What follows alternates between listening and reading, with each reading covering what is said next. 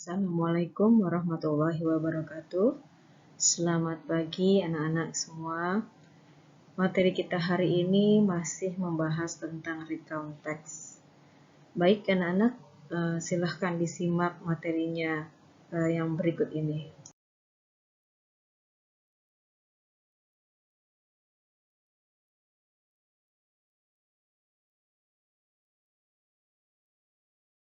Recount text adalah sebuah teks yang menceritakan tentang peristiwa atau pengalaman di masa lalu yang tujuannya adalah untuk memberikan informasi atau menghibur para pembacanya. Jadi sedikit mirip dengan naratif teks. Tetapi pada recount text ini tidak ada konflik atau imajinasi. Sehingga recount text ini adalah memang benar-benar apa yang terjadi atau pada kenyataannya.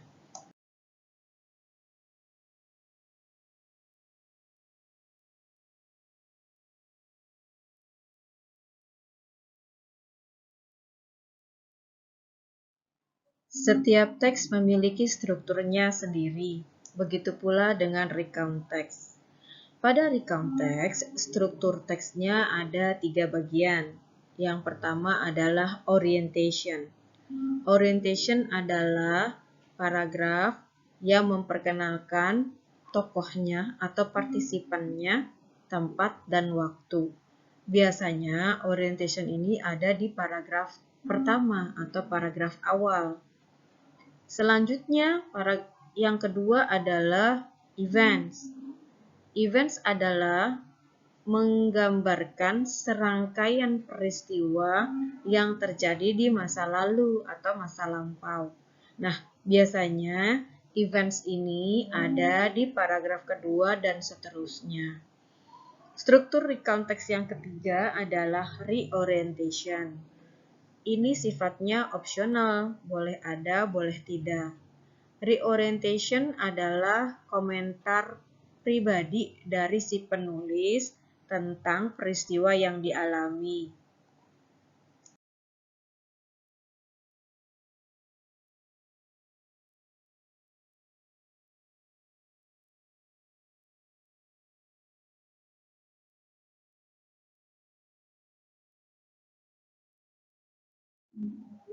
Language features atau ciri kebahasaan pada recount text terdiri dari beberapa ciri. Yang pertama adalah biasanya recount text itu menggunakan personal participants.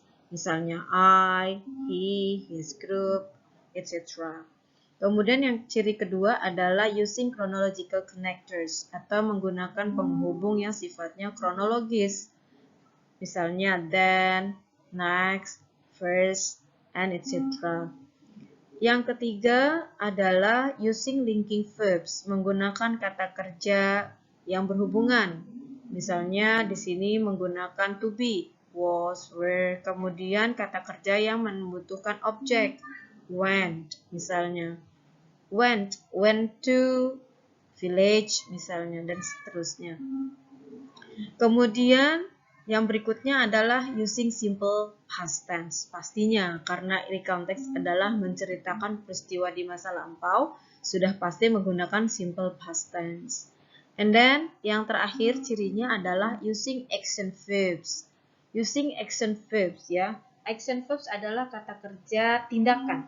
Misalnya give, do, run, hit, etc.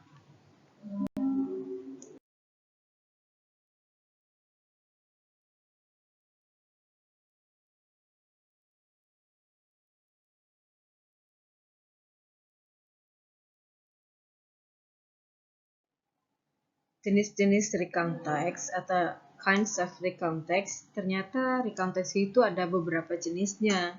Yang pertama personal recount, yaitu yang menceritakan tentang pengalaman pribadi dari si penulis. Kemudian biografi, tentang riwayat hidup seseorang atau tokoh. Kemudian factual recount, yaitu cerita kenyataannya. Kemudian historical events atau peristiwa bersejarah. Yang selanjutnya nanti akan dijelaskan pada slide berikutnya.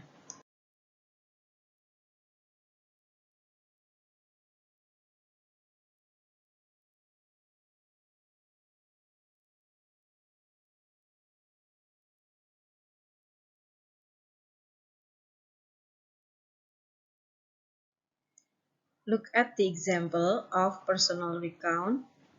Lihat contohnya tentang personal recount. Di sini kamu bisa lihat bahwa di dalam personal recount itu ada 3 strukturnya. Yang pertama adalah introductions, di mana di sini menceritakan atau menjelaskan tentang siapa tokohnya, tempatnya, dan waktu. Nah, kemudian yang kedua adalah events, yaitu serangkaian peristiwa. Dan yang terakhir adalah reorientation, writer comment. Dan di sini dilihat pada kata atau kalimat yang di blok, di situ ada kata last week, itu menunjukkan waktu. Kemudian ada I, di situ menunjukkan participants-nya, si penulis sendiri. Kemudian ada theater sebagai tempatnya.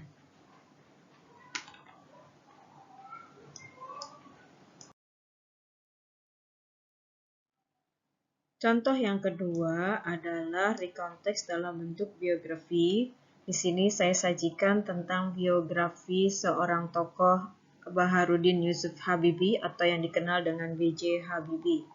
Kalian bisa membacanya tentang biografi B.J. Habibie. Contoh yang ketiga adalah recount text dalam bentuk factual recount, artinya peristiwa yang memang terjadi sebenarnya. Nah, yang di sini yang ditampilkan atau yang disajikan adalah tentang peristiwa kapal Titanic yang sangat populer sekali dan semua orang sudah tahu. Nah, bagaimana kita tahu tentang peristiwa Titanic ini dibuat di dalam sebuah film.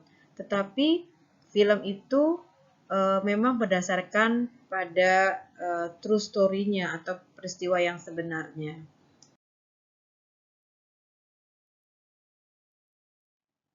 Contoh yang terakhir adalah recount text dalam bentuk historical events atau peristiwa bersejarah. Di sini yang disajikan adalah tentang bagaimana Candi Borobudur itu ditemukan. Yang awalnya kita tidak tahu Candi Borobudur itu ada di mana, siapa yang membangunnya, sehingga ini menjadi teks historical events atau teks bersejarah tentang Candi Borobudur. Nah, kalian bisa baca sendiri bagaimana tentang Candi Borobudur itu.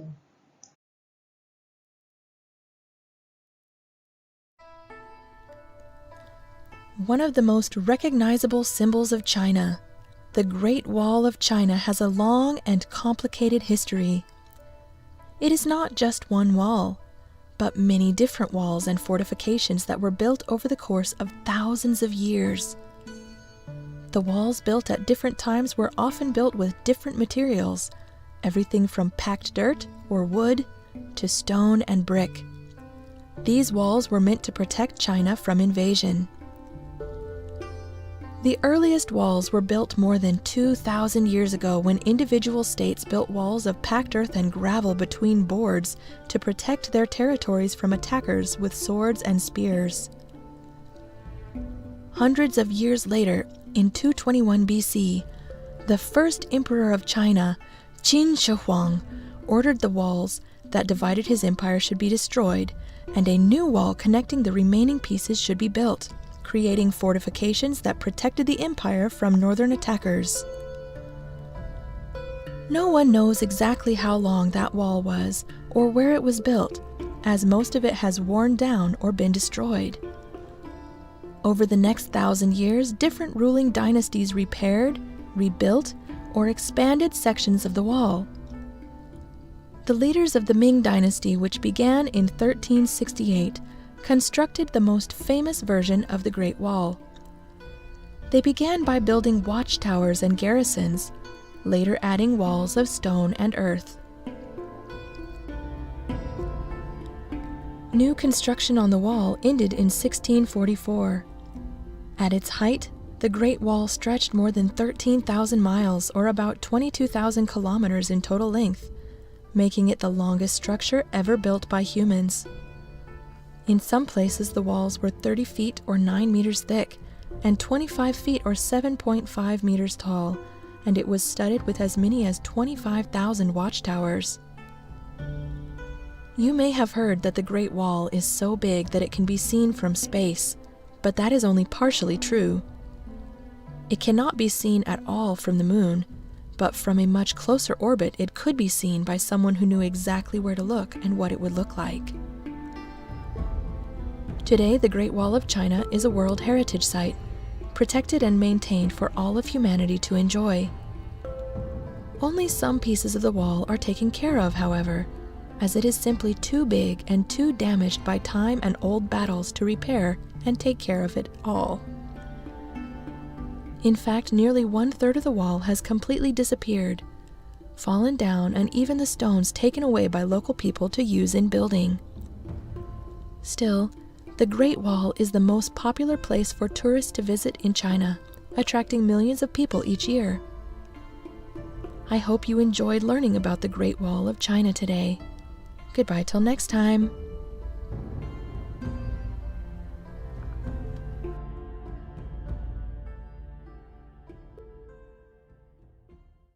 Berikutnya saksikan video ini dan kemudian lanjut dengan menjawab pertanyaannya yang ada di slide berikutnya. Silahkan Anda menjawab pertanyaan-pertanyaan berikut ini berdasarkan dari video yang Anda lihat sebelumnya, yaitu tentang Great Walls of China. Tuliskan jawaban Anda di buku tulis, kemudian kalian foto dan dikirimkan melalui WA pribadi saya. Jangan lupa dituliskan nama dan kelas. Bagi siswa yang sudah mengerjakannya di Google Classroom, tidak perlu menjawab lagi.